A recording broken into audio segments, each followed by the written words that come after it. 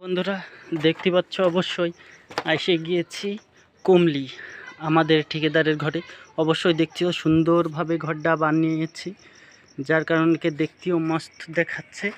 এখনই আসছি, যার কারণে আজকে কিছু কাম করব না। অবশ্যই ঘরটাকে ভালোভাবে দেখে কোন জায়গা কেমন ডিজাইন হবে সেটা দেখে তোমাকে বলছি। দেখতে পাচ্ছ তো অবশ্যই এখানে স্ল্যাব ঢালার সময় হয়ে গিয়েছে, ঘরটাও সুন্দর হয়েছে।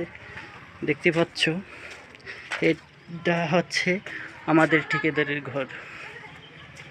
দেখো অতি সুন্দরভাবে আজকের ভিডিওটা আমি তোমাদের দেখাচ্ছি যে এইখানে কাম করব। তোমাকে অবশ্যই তোমরা আমার সঙ্গে বনে থাকো বন্ধুরা, সুন্দরভাবে দেখাবো। আজকে কিছু কাম করব না, আজকে দেখতে আসছি যে কোন